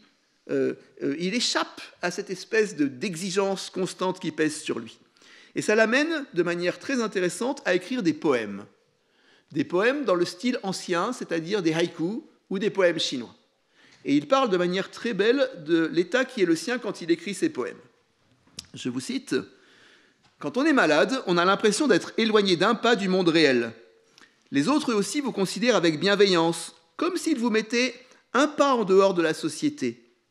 On a le sentiment rassurant que l'on n'a pas à accomplir sa part de travail. Et les autres aussi manifestent une sorte de réserve, comme s'il serait douloureux de vous traiter comme une personne à part entière. Ainsi, un printemps paisible, inimaginable quand on est en bonne santé, surgit dans cette situation. Les versets et les poèmes qui me sont venus pendant ma maladie ne sont pas un travail forcé par le loisir afin de tromper l'ennui. Ils sont des motifs colorés, venus du ciel où ils flottaient généreusement, au moment où mon cœur, fuyant la pression de la vie réelle, est retourné à la vie originelle et a disposé d'une latitude rebondie. Latitude rebondie est une mauvaise traduction que j'ai fait exprès de mettre pour coller au sens des mots en japonais. Il ne faudrait pas traduire comme ça. Hein. J'aurais pu traduire une riche marge de manœuvre. Mais vous auriez raté deux choses. Le premier, c'est que c'est bien ce mot yoyu. Vous savez, c'est cette marge qui permet des choses. Et puis, ce qui est stupéfiant, c'est le qualificatif en japonais muchiri toshita. Muchiri toshita, normalement, c'est la chair humaine bien rebondie, potelée. Il y a une élasticité dans le muchiri. Donc, en fait, là, il y a une ressource, vous voyez, il y a une marche qui donne une espèce de rebond, hein, de vitalité que je me suis amusé à traduire comme ça, même si je suis conscient que c'est bizarre en français. Alors, ce Soseki qui donc prône en tout cas suggère cette haute conception de l'individualité, il est aussi l'auteur de manière très surprenante de cette conférence à laquelle faisait allusion Philippe Descola, mais qui vient quelques années plus tard, en 1914, et qui donc s'intitule « Ma conception de l'individu » ou, si vous préférez, « Mon individualisme ». Cette conférence a été faite dans un cadre très précis. Elle a été faite à l'université Gakushuin, qui est une université d'élite au Japon, l'université pour les enfants de la noblesse. C'est fait à l'automne 1914, alors que l'Europe occidentale s'enfonce, vous le savez, dans la Première Guerre mondiale. Et Soseki parle donc à l'élite de la nation. C'est très important, je crois, d'en avoir conscience. Cette conférence, pour ceux qui la liront, elle est disponible en français dans deux traductions que je n'adore pas, mais qui sont disponibles. Elle est assez étrange, parce qu'elle commence par une très longue digression. Très longue digression, et là c'est Soseki qui parle en son nom propre, digression dont Soseki dit explicitement qu'elle est une partie intégrante de la conférence, qu'il ne faudrait en aucune manière la négliger. Et cette longue digression est un cheminement d'errance. Soseki raconte comment pendant de longues années, il a été complètement perdu. Il ne comprenait rien. Il était censé étudier la littérature anglaise, mais il ne comprenait pas ce que ça voulait dire. Et il insiste sur cet état donc d'indécision, d'errance, dans tout un tas de formules. J'en cite une seule parce qu'elle est trop belle en japonais. En japonais, il y a un mot qui est chugoshi. Littéralement, c'est pas être assis entre deux chaises, c'est être ni assis ni debout. Vous n'êtes pas debout, vous n'êtes pas assis, et donc vous êtes, vous savez, les tortures de Louis XI, espèce de cage là. On est dans cet état qui est l'état profondément inconfortable où on ne sait pas si on doit être debout ou assis. Il y a un très beau mot en japonais qui dit ça. Et donc, il insiste sur cet état qui dure longtemps et qui se poursuit quand il se retrouve à Londres comme étudiant boursier et qui même prend des proportions importantes. Il est connu que Soseki a sombré dans la dépression quand il était à Londres. Il a vraiment été dans un état de grande difficulté psychique. Et il dit, c'est pourtant là, à Londres, dans ma chambre, que j'ai trouvé un point d'appui. C'est là, dit-il, où, au bout de ce long cheminement, j'ai fini par comprendre qu'il fallait que je raisonne des choses, sur les choses du monde, à partir de mes propres critères. Ce mot, donc en japonais, jiko honi, qui est trop souvent traduit par autonomie, qui me semble un terme un peu trop fort, hein, c'est juste, on se demande ce que les choses signifient pour soi, à partir de soi, et évidemment pas de manière légère, en travaillant, en réfléchissant. C'est une espèce de manière de refonder le cogito, en quelque sorte, mais plus humble, plus modeste, et qui n'est pas donnée a priori. Et à partir de là, il dit, quand j'ai commencé à faire cela, j'ai eu le sentiment que mon assise se consolidait, que je trouvais une veine, quelque chose, à partir de quoi je pouvais faire quelque chose. Et c'est seulement à partir de là qu'il entre dans ce qui semble l'objet de sa conférence, c'est-à-dire sa conception de l'individu. Et donc il dit aux jeunes gens qui sont face à lui, vous aussi, jeunes gens, vous devez faire ce chemin.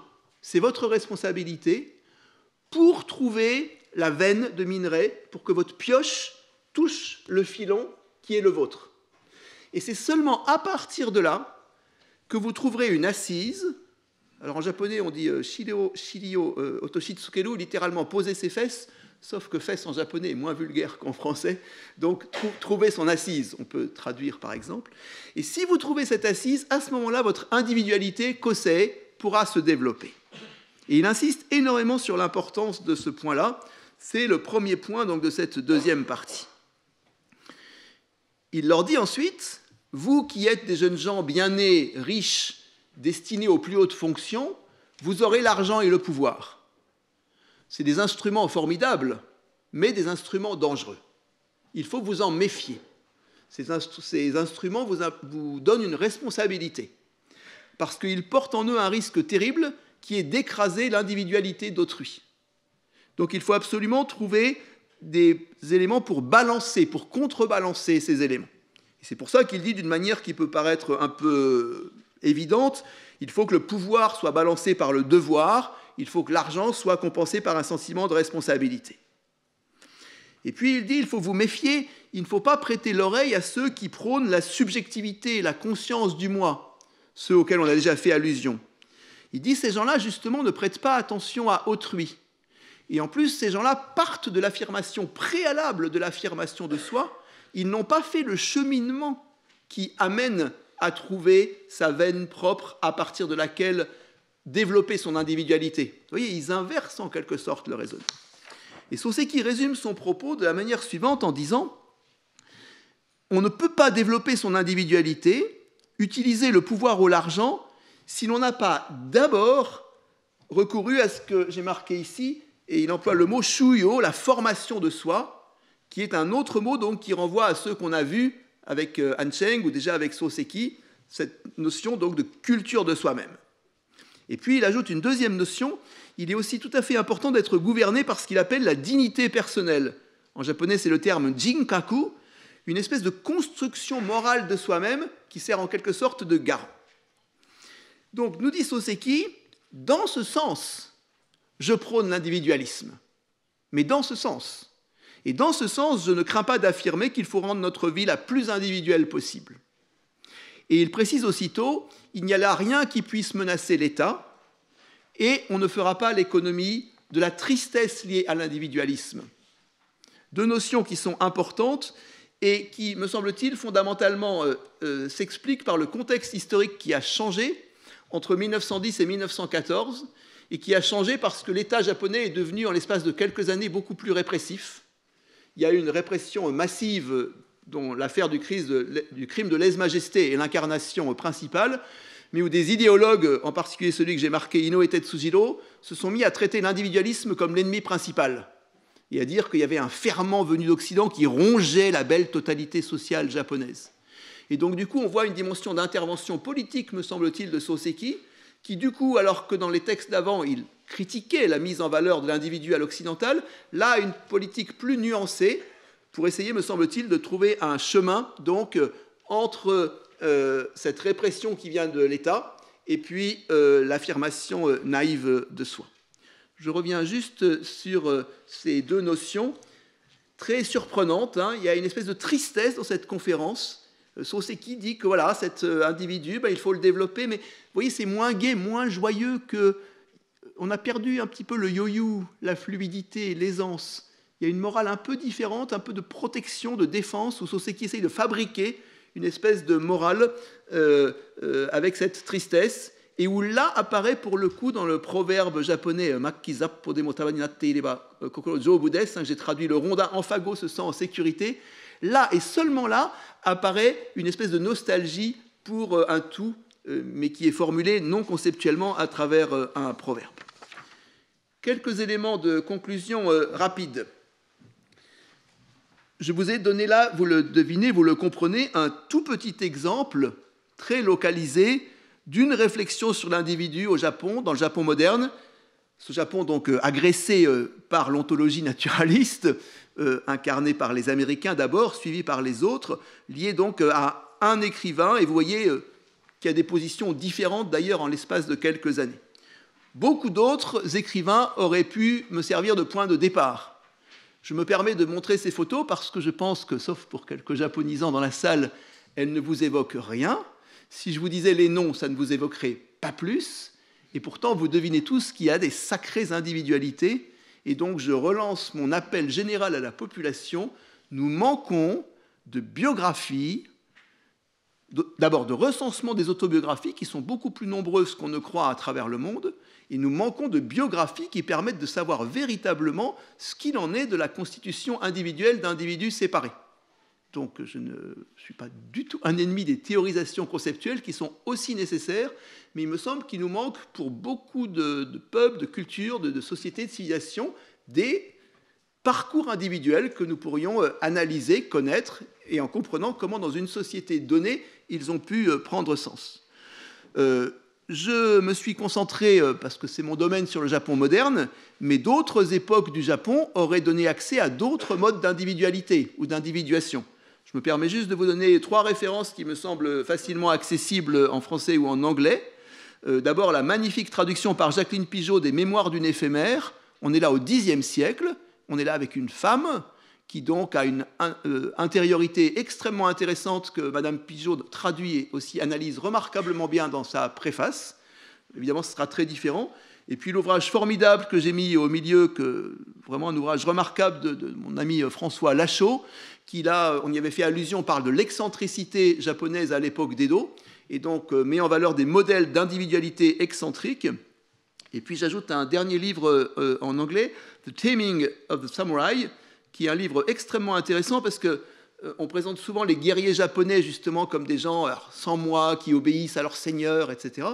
Et Madame Ikegami a mis en valeur ce qu'elle appelle honorific individualism, en mettant en valeur, et des savants au Japon aussi l'ont mis en valeur, des dimensions justement d'estime de soi, d'honneur, de culture de soi, qui impliquent une discipline, disciplination, je ne sais pas comment il faut dire, une domestication en quelque sorte de soi-même.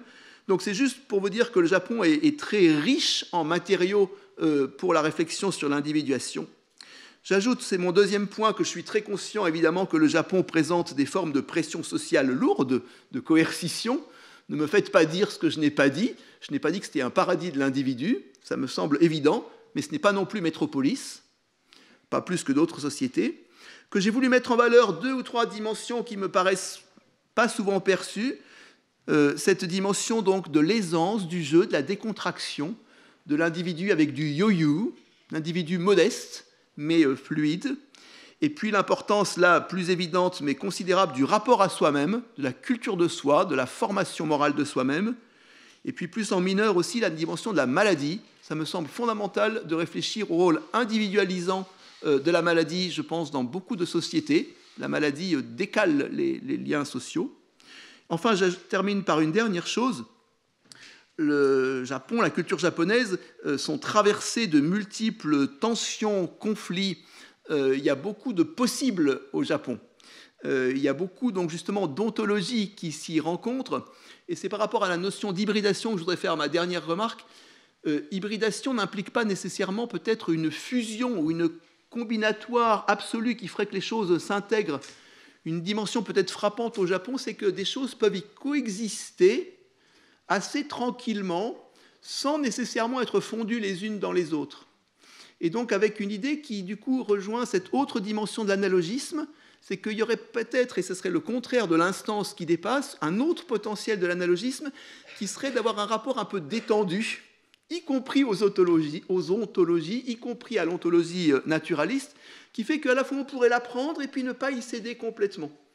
Et c'est lié à une autre dimension fondamentale de la culture japonaise, qui est celle que Jean-Noël Robert porte dans sa chaire et dans son cours, qui est la dimension du plurilinguisme. Alors que lui, Jean-Noël, suit à travers la notion de hiéroglossie, mais il faut bien penser que les Japonais, en tout cas leurs élites, ont toujours été bilingues.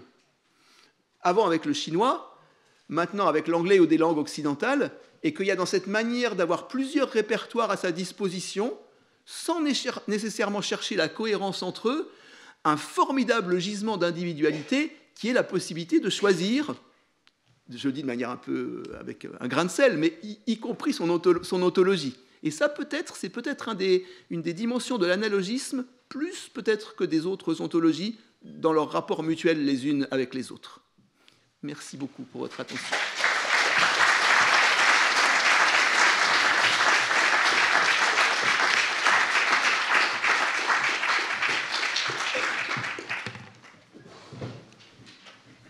Merci Emmanuel Lozeran pour cet exposé extrêmement riche, tout en finesse, et qui m'a fait penser par contraste à une conférence que j'avais écoutée il y a quelques années d'un psychologue cognitif assez connu, et qui, un Américain, enfin, des États-Unis, qui avait fait une expérience comme le font très souvent les psychologues, c'est-à-dire avec ses étudiants, conçus comme étant des sujets moyens, pas les individus moyens, mais les sujets moyens des psychologues. Et il s'agissait, au fond, de voir, alors je ne me souviens plus exactement de ce qu'il cherchait à mettre en évidence, mais il y avait deux groupes de référence. Il y avait les étudiants, ils étaient tous américains, hein, dans une université aux États-Unis, blancs, et puis des étudiants d'origine asiatique. Et il avait mis en évidence, à propos d'une réaction psychologique particulière, le fait que, disait-il, les étudiants d'origine asiatique avaient un comportement beaucoup plus collectif que les étudiants américains. Donc, on est très heureux de vous avoir entendu, parce que ce genre de bêtises, malheureusement, est assez courant. Alors, je voudrais, il y a beaucoup de choses que j'aimerais dire. Juste quelques mots au départ pour revenir au fond à des commentaires que vous avez faits sur la question des ontologies.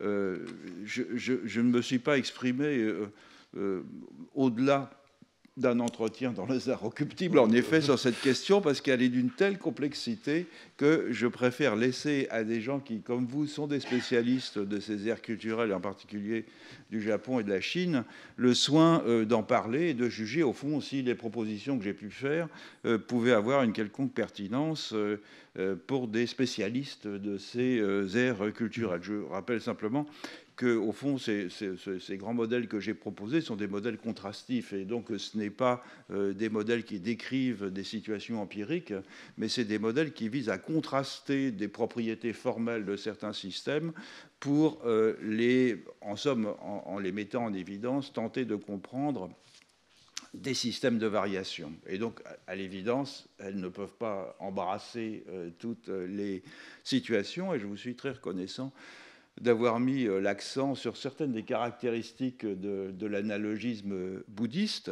et en particulier, au fond, de cette très complexe situation japonaise qui regroupe des ontologies, et peut-être, comme vous l'avez dit en conclusion, au fond, une certaine latitude, liberté, comme celle qu'on a en portant le kimono des arts martiaux, de choisir à certains moments son ontologie. Je pense que c'est d'ailleurs une caractéristique générale les inférences ontologiques que chacun d'entre nous peut faire.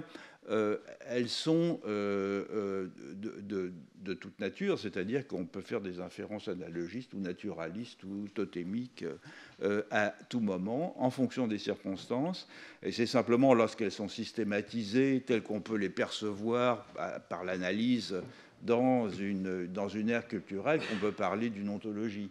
Et évidemment, ces inférences, elles peuvent se poursuivre, au fond, dans un travail d'alternance, de choix entre différentes possibilités, qui, comme vous l'avez dit fort justement, à un certain moment permet de naviguer, au fond, sans contradiction apparente, en dépit de ce que les propriétés même du système pourraient laisser penser, entre différents types d'ontologie. Donc merci beaucoup pour toutes ces précisions concernant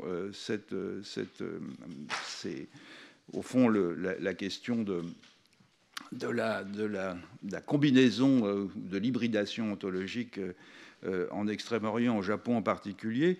Vous avez aussi souligné une chose qui est très importante, et je reviens toujours à cela, c'est le fameux essai de Mauss sur la notion de personne, lorsque Mauss dit cette chose absolument fondamentale, le fait que des gens aient développé des théories de la personne, ça ou là, n'implique pas nécessairement qu'il n'y ait pas une conscience d'eux-mêmes fondée sur l'expérience d'un soi, alors que cette expérience d'un soi peut prendre des formes diverses. Elle peut être l'expérience d'une intériorité, elle peut être l'expérience d'avoir des dispositions corporelles qui permettent d'agir sur le monde, donc la notion d'agence, etc. Mais peu importe, mais il faut clairement distinguer, vous l'avez souligné à propos du Japon, entre l'expérience de soi, l'expérience d'une singularité, et Mauss ajoute du lien profond qu'il y a entre, alors je ne sais plus exactement l'expression qu'il emploie, mais l'intériorité et la dimension physique, au fond, ces deux aspects-là.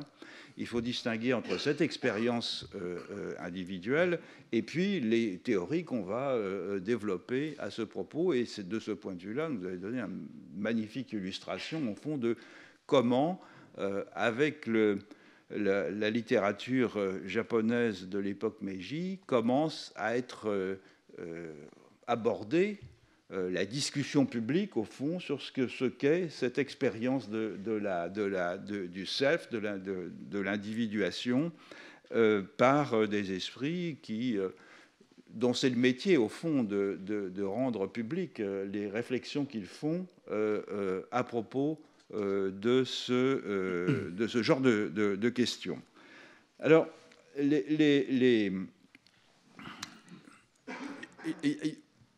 parmi les questions que j'aimerais vous poser, il y en a une, vous l'avez évoquée tout à fait à la fin. Donc, la question de l'individualisme, elle se pose comme une question philosophique, politique, morale, à cette génération d'écrivains du Meiji, notamment au tournant du siècle, comme Soseki. Et vous avez évoqué le fait que avant l'époque Meiji, depuis longtemps, dans la littérature japonaise, on a des expressions, au fond, d'une manifestation d'un individu. Je voudrais savoir quelle forme elles prennent par rapport à celle. Quelles sont les différences majeures, au fond, que l'on peut retrouver entre ces premières manifestations, celles que vous évoquez ici, et puis celles d'écrivains comme Soseki ou d'autres que vous avez analysés aussi de l'époque postérieure, dont on a l'impression qu'ils sont, d'après ce que vous dites, réflexifs. C'est-à-dire, au fond, il s'agit, voilà, il y a cette notion d'individualité qui nous arrive de l'Occident. Qu'est-ce qu'on en fait, comment la concevoir, est-ce que c'est positif ou négatif, qu'est-ce que c'est par rapport à mon expérience de moi, etc. Donc on a déjà un élément de réflexivité qui vient au fond de l'importation qui est très consciemment perçue de cette notion par rapport à ce qui se passe auparavant, où on a, j'imagine, d'autres formes d'expression de l'individu, mais sans cet aspect réflexif, parce qu'il n'est pas là comme un concept. Donc c'est une première question. Donc je ne peux pas répondre de manière globale, mais juste sur certains aspects. À un des séminaires, quelqu'un avait mentionné la question du nom propre. Oui. Donc, par exemple, si on prend les textes japonais les plus anciens, donc le texte qui raconte les mythes japonais, ce qui est frappant dans le Kojiki, c'est la chronique des faits anciens, c'est la multiplication des noms propres. Les kami, ils sont très très nombreux, mais ils ont des noms, ils ont des noms, ils ont des noms. Et quand on lit le Kojiki, on lit même s'il y a des histoires, c'est d'abord une liste de noms à certains égards. Donc un sentiment aigu de l'individualité de chacune de ces entités qu'on va appeler des divinités pour simplifier. Donc ça, c'est une toute première petite chose. Et dans le premier grand recueil poétique japonais qui s'appelle le Manyoshu, le recueil des 10 000 feuilles, il est très frappant que tous les poèmes soient attribués à un poète. Et quand on ne sait pas qui est le poète, on dit on ne sait pas qui est le poète, mais on suppose qu'il y en a un. Donc il y a déjà l'idée que le poème vient nécessairement de quelqu'un qui a un nom. Donc ça, c'est le premier élément de réponse très simple. Je pense qu'une des grandes premiers modes comme ça d'individuation, je suis littéraire par ailleurs, mais c'est la poésie. Donc il y a une poésie lyrique au Japon d'expression du cœur. Il y a un texte théorique célèbre qui est la préface du Kokinshu, du recueil de poèmes de jadis et d'aujourd'hui, qui dit que voilà, tous les êtres, d'ailleurs pas que les humains, y compris les grenouilles, les rossignols, tout le monde exprime ses émotions, ses sentiments. Donc il y a une intériorité qui s'exprime par le langage. Et alors là, il y a des conceptions justement du langage, de la poésie, qui est que la poésie est le lieu même pour que un vivant, mais donc entre autres les humains, s'expriment. Donc là, il me semble qu'il y a quelque chose qui est important aussi. Si je fais comme ça des petits sauts, le texte de Madame Pigeot, la traduction qu'a fait Madame Pigeot, donc on est là vers l'an 1000, dans le domaine, donc c'est le moment du dit du Genji, hein, des femmes aristocrates. Alors Madame Pigeot, dans une ligne qui me semble-t-il est en phase avec ce qu'on fait là, essaye justement de décrire quelle serait, je ne sais pas si elle emploie le mot individualité, mais en tout cas l'intériorité, la personnalité de cette femme qui s'exprime en première personne et dans un texte assez long. Et donc ce qui est frappant, c'est que c'est à la fois pas unifié et très singulier. Donc on en avait parlé rapidement une fois, il n'y a pas d'instance, il n'y a pas un jeu stable, mais malgré tout, il y a une réflexion tournée vers soi-même, il y a... en fait, ce qui n'est pas là, c'est la chose qui subsumerait tout. Mais sinon, un à un, il y a tout un tas de traits où nous, on reconnaît de la singularité individuelle. Après, j'ai oublié le détail des pratiques. Et alors après, pour parler du texte de Lachaud, la notion de l'excentricité, et donc là, c'est intéressant dans la discussion avec Dumont, parce que vous savez que donc, Dumont parlait en Inde de cette figure du renonçant donc, qui sort de la société. Mais au Japon, il y a des manières de sortir de la société tout en y restant, si je puis dire. Donc c'est des idées qui viennent largement de Chine, je pense, qui sont liées à la figure du lettré, ou du poète, le cas échéant de l'excentrique. Donc c'est quelqu'un qui, soit imaginairement, mais soit parfois dans l'architecture, crée des lieux où il a le droit là, de ne pas être comme dans le reste de sa vie sociale. Donc c'est aussi de la même manière peut-être une conception qui n'est pas absolue, totalisante de l'individu, mais qui admet voilà, qu'il y a des moments, qu'il y a des lieux, et dont certains où on peut être tout seul. Je le dis encore d'une autre manière, vous savez qu'il y a beaucoup, ce qu'on appelle nous les japonisants, des déterminatifs de la personne pour parler de la première personne en japonais. Et beaucoup de personnes insistent sur le fait, M. Berck l'a beaucoup fait par exemple, qu'au Japon, ce déterminatif de la première personne change en fonction de la situation sociale. Donc c'est vrai, si on parle à un professeur, on ne va pas employer le même jeu. Et donc, ils en tirent souvent, ce type d'analyse, la conclusion que du coup, au Japon, le jeu n'existe qu'en situation. C'est vrai, mais pas complètement, parce qu'il y a aussi le cas de figure du jeu tout seul. Quand il est dans le journal intime, ou quand il est tout seul dans son petit bureau qu'il a fait au fond de son jardin. Et donc, j'ai émis l'idée, il y a en particulier un mot comme ça en japonais, yo, qui est une des manières de dire jeu, mais qui est jeu justement quand on n'est pas dans la relation sociale.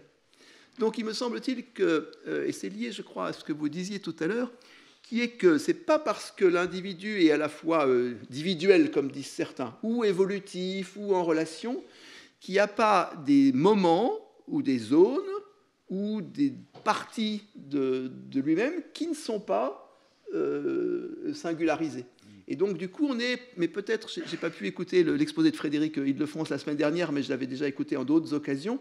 Peut-être pas très loin de choses qu'elle et ses collègues disent sur la Grèce ancienne, hein, ou des choses que Marc Auger dit dans Génie du paganisme aussi, qui est que, voilà, simplement, il n'y a pas le moi ou l'individu posé, mais il y a des manières de nouer ou d'isoler. Donc, une conception plus fluide, si je reprends le mot, plus souple, mais qui, pour autant, ne nie pas l'individualité, et du coup, on évite certains inconvénients aussi. Et je termine par une toute petite remarque. Soseki dit à un moment, parce qu'il y a cette question de la présence de l'État, c'est à la fin c'est dans sa conférence, il dit, vous savez, on ne peut pas penser tout le temps à l'État, l'État, l'État, l'État.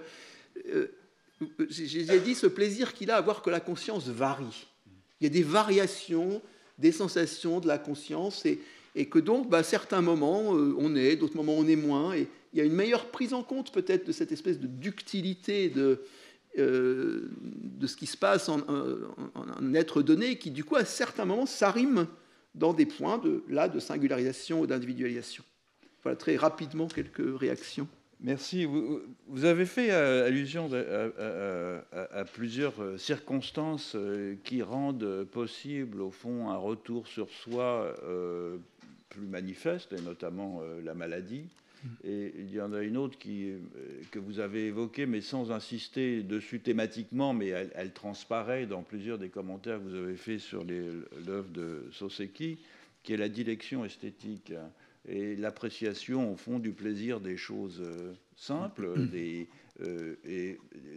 même, au fond, des paysages, du changement du temps, ou des choses comme ça, qui est quelque chose qui est très important aussi dans l'esthétique chinoise, et qui, probablement, manifeste aussi le fait que cette dilection, elle part d'une intériorité, ou en tout cas d'une capacité d'appréhension du monde qui est singularisée. Oui. Et ça évoque pour moi deux choses. D'abord, il y a une notion très importante de la civilisation japonaise qui est rarement mise en valeur par les gens qui parlent du Japon. En japonais, on dit asobi. Alors, on traduit facilement jouer, s'amuser. Mais asobi, je dirais, c'est ne pas être sérieux. C'est-à-dire, c'est pas la famille, c'est pas le travail, c'est pas la religion. C'est quand on vaque à des occupations sans contrainte, justement. Et c'est une notion très présente à beaucoup d'égards. Et alors, la dilection esthétique, je pense, en est une des modalités, des activités qui sont sans finalité sociale particulière, tournées vers le plaisir d'être avec des amis, souvent, choisis, dans des cercles donnés, dans des lieux donnés. Et alors ça, un point important, c'est que ça se fait en référence à des modèles. Et que donc, c'est... Vous savez, pour l'Occident, ça a souvent été dit, Robinson Crusoe, enfin, il y a des héros qui... L'individualité occidentale, elle n'est pas toute seule comme ça. On a nos grands mythes individuels héroïques. Et donc, au Japon, ces figures d'esthètes, d'excentriques, d'ermites, de lettrés, de peintres, de poètes, qui viennent d'une longue histoire en Chine, souvent, sont des facteurs d'individualisation forts. Par exemple, dans la société de l'époque d'Edo, société donc dominée par les guerriers, mais où la classe bourgeoise se développe, et où des gens, aussi parce qu'ils ont de okane no yoyu, des libertés financières, en référence à ces modèles-là, trouvent des moyens d'échapper à un ordre social qui est par ailleurs contraignant. Donc aussi peut-être une manière de jouer avec l'imaginaire et les degrés de... Alors que son être social est soumis, on a un être imaginaire qui, lui, peut avoir ses libertés. Je voudrais vous faire part d'une perplexité d'un amateur de littérature japonaise, mais très profane. Je pense à un roman qui m'avait beaucoup frappé, qui est Le Pays de neige de Kawabata, où le train joue un rôle important d'ailleurs, mais c'est un train qui, lui, est plutôt libérateur que contraignant, contrairement à l'exemple que vous avez donné de Soseki. Et ce qui m'avait frappé dans ce roman, c'est le fait que cette histoire d'amour entre le narrateur et puis ce personnage féminin qui est central dans le livre, se déploie sans que soit véritablement à aucun moment explicité des sentiments. C'est par contraste, au fond, avec le roman psychologique européen, dans lequel le narrateur, alors on peut évidemment penser à Proust, ne cesse de s'interroger sur la nature des sentiments qu'il éprouve, soit vis-à-vis d'une personne, soit vis-à-vis d'une situation, soit vis-à-vis d'un événement ou d'une proposition, d'un thème philosophique, etc., ou d'un morceau de musique. Et je me demandais si c'était quelque chose de caractéristique de Kawabata ou de la littérature japonaise d'un certain moment, ou c'est, au fond, votre grande connaissance de la littérature japonaise contemporaine permettait de tirer ça au clair, au fond. Est-ce qu'il y a une sorte d'effacement du narrateur concernant, au fond, la description des sentiments qu'il éprouve vis-à-vis de ce qu'il, de l'objet de son désir ou de son amour. Et c'est quelque chose. Alors, je vous pose cette question parce que dans un voyage que j'ai fait au Japon, j'ai eu le plaisir d'assister à un spectacle de Bunraku à Osaka. Et une des choses qui m'avait frappé dans ce spectacle, c'est le fait que donc c'est un théâtre traditionnel de marionnettes, dans lequel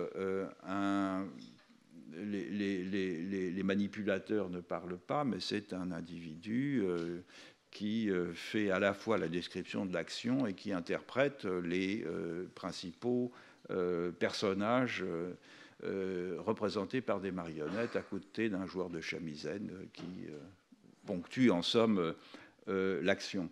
Et c'est qu'à aucun moment, là aussi, les sentiments des personnages les uns avec les autres, les uns vis-à-vis des autres ne sont mentionnés. Et en même temps, pour autant que je puisse en juger, que j'ai pu en juger par la traduction, qui m'avait semblé assez bonne, puisque je portais des écouteurs, l'action, c'est-à-dire une action montrée, mais dans laquelle les ressorts des sentiments des personnages ne sont pas décrits, m'a immédiatement saisi au bout de quelques minutes, et j'étais accroché, au fond, à l'intrigue. C'était un mélo, mais c'était justement, très bizarrement, un mélo dans lequel il n'y avait pas de sentiments. Et donc, voilà, c'est une perplexité que j'ai vis-à-vis. Est-ce que c'est simplement au fond, des conjonctions un peu comme Barthes, qui tire d'un voyage d'un mois au Japon des conclusions générales. Est-ce que c'est un accident ou bien est-ce qu'il y a quelque chose derrière cela ?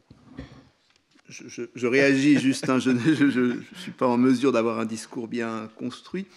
Il me semble, c'est une chose que j'ai rappelée au début de mon exposé, c'est qu'il faut quand même prendre vraiment bien la mesure de cette méfiance par rapport au langage qui est inscrite dans le bouddhisme déjà, mais qui fait que le trop parler, voilà, cette espèce de confiance inébranlable qu'on a dans les pouvoirs de nos concepts, de nos discours, de nos raisonnements, est quelque chose qui existe au Japon. Les Japonais peuvent être très bavards, mais qui est contrebalancé quand même par des dimensions comme ça de prudence, d'ironie forte. Alors, c'est pas que ça n'existe pas chez nous. Hein, par exemple, dans le domaine religieux, le silence peut devenir une vertu. Puis des philosophes, Wittgenstein, ont dit qu'il valait mieux parfois se taire. Mais disons que je pense largement à cause du bouddhisme, il y a quand même déjà ce sentiment que les mots sont quand même très trompeurs et qu'il faut s'en méfier. Il y a moins de confiance. Et vous savez, du côté chinois, c'est la célèbre rectification des noms. C'est que les mots, il faut aussi les ajuster. Enfin, que c'est pas quelque chose avec lequel on peut faire tranquillement ou aisément. Et lié à ça ou ça, je ne sais pas. Du coup, l'incroyable poids donné à la valeur de l'allusion. Il y a un côté où ce qui est non dit va avoir plus de poids, d'efficacité que ce qui est dit clairement.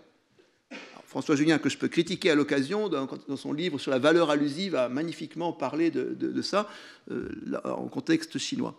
Et du coup, en poésie, ça a pris des proportions tout à fait incroyables. Les spécialistes de poésie classique japonaise, il y a en particulier ce qu'on appelle dans le monde du waka, hein, le phénomène du honkadori, où on fait un poème en allusion à un autre poème qui n'est pas cité, mais qu'on est censé connaître. Ça fait littéralement apparaître dans les blancs du texte des images. Il y a un très bel article de Madame Pigeot sur ce qu'elle appelle comme ça la résonance, hein, l'espèce d'écho de sens qu'on réussit à provoquer par le non-dit. Et à propos du théâtre de marionnettes, je crois qu'il y a un texte théorique que vous trouverez dans la préface de M. Siffer à ses traductions des pièces de Chikamatsu, un auteur pour théâtre de marionnettes, où il y a le même type de réflexion. Il y a plus de pouvoir dans la suggestion que dans le dire. Donc il y a un côté où le fait que ce soit non dit c'est parce que vous n'avez pas repéré que c'était dit, mais pas explicitement. Oui. Et que ça implique la maîtrise des codes, en fait. Oui, donc nous, on a une impression de non-dit, parce que, et moi le premier aussi, parce qu'on ne connaît pas ou mal les codes. Et donc, du coup, par exemple, c'est à l'origine du malentendu sur le waka. Le waka, donc cette poésie classique, est très largement une poésie d'amour. Mais si vous lisez des wakas, vous avez l'impression de lire des descriptions du monde naturel.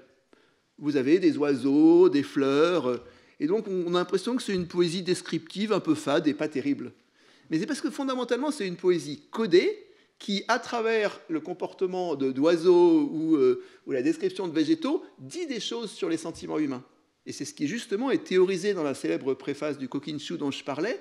Les humains, prenant appui sur les phénomènes du monde naturel, expriment ce qu'ils ont sur le cœur. Donc je pense que c'est quand même... il y a deux choses liées, quoi. Il y a la valeur de l'allusion et puis le fait que nous, on n'a pas les codes. Et que... Donc on le dit... Je commence à fatiguer un petit peu, donc je vais vers des exemples simples, mais je le dis en blaguant aux étudiants. Comment est-ce qu'on dit « je t'aime » en japonais? On dit « Kyo wa ii tenki desu ne ». C'est une scène très célèbre dans un film d'Ozu. Il y a deux personnages qui attendent le train. Ils sont là côte à côte. On sent leur trouble amoureux. Et il ne va pas sauter sur la fille et lui dire « je t'aime, veux-tu m'épouser ?» Il lui dit juste « il fait beau ». Mais le fait qu'il lui adresse la parole dans ce contexte-là, c'est une manière, me semble-t-il, de lui dire qu'il l'aime. Et après, sinon, et pour dire le dernier élément, on en revient quand même à cette idée, peut-être que, comme il n'y a pas... il y a du sujet de l'individu, de la subjectivité, tout ce que vous voulez, mais pas subsumé dans une espèce d'élément a priori. Du coup, c'est dans la fluidité, dans le mouvement, dans le comportement. C'est comme le vélo, si je puis dire. Ça se prouve en marchant, ça n'a pas à se théoriser. Je commence à fatiguer nettement. Si vous le voulez bien, on va prendre quand même une ou deux questions. J'imagine qu'il y en a.